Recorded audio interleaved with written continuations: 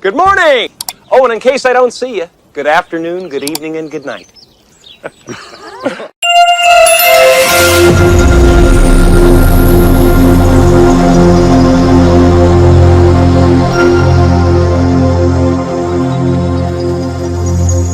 تقبل الله منا ومنكم عيد مبارك علينا وعليكم بسم الله الرحمن الرحيم الحمد لله رب العالمين السلام عليكم ورحمة الله وبركاته عشركين waxaa ku saabsan yahay topic about Eid waa mowduuc ku saabsan ama se ka hadlaya ciida topic about Eid waa mowduuc ku saabsan yawmul Eid Eidu is one of the major festivals of Muslims.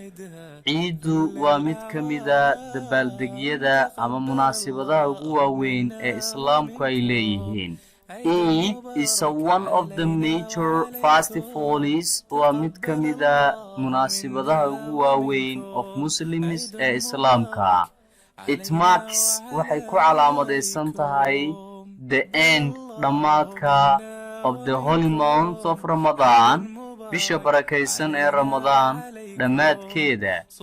This festival munaasibadan is celebrated waxaa looga dabaaldegaa all over the world dhammaan dunida oo dhan with great joyful farxad weyn ayaa loogu dabaaldegaa love jacayl and compassion iyo si naxariis leh.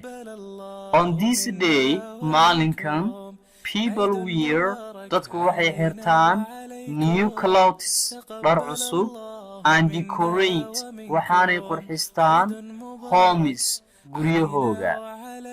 They go waxay aadaan to the mosque masjidka to pray si ay ugu soo tukadaan and thankful waxaanay u mahad celiyaan Allah Ilaahay for the blessings nimcooyinkiisa.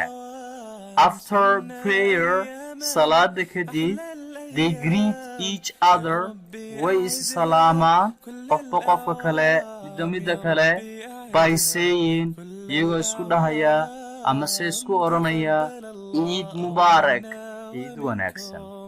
On Eid day maalinta ciida delicious food cunto dhadhan macaan is prepared ayaa lagu diyaariyaa at homes guryaha.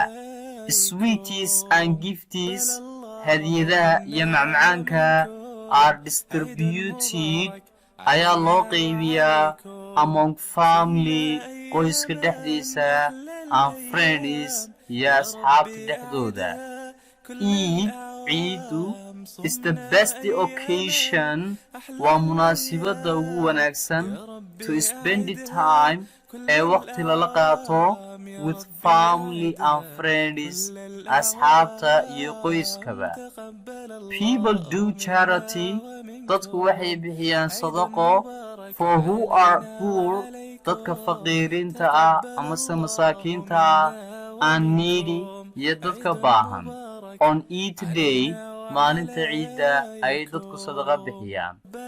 Children caruurtu are very happy aad bay u faraxsan yihiin on this day maalinkan. On social media aalada social mediaha people share dadku waxay ku wadaagaan special messages fariimo khaas ah ama se gaar ah and pictures iyo sawiro of Eid oo ciida ku saabsan and wishes waxaana isku rajeeyaan pleasure farxad for each other midda kale. Finally ugu dambeyntii Eid gives us ciidu waxayna siinaysaa inaga message fariin of unity oo ah midnimo joyful farxad peace nabadgelyo ammaan love jacayl kalgacayl friendship saaxiibtinimo and compassion iyo sidoo kale naxariis ayayna siinaysaa maalinka ciidu. Okay, halkaas baynu ugu soo gabagaboway mawduuca ku saabsanaa topic about E.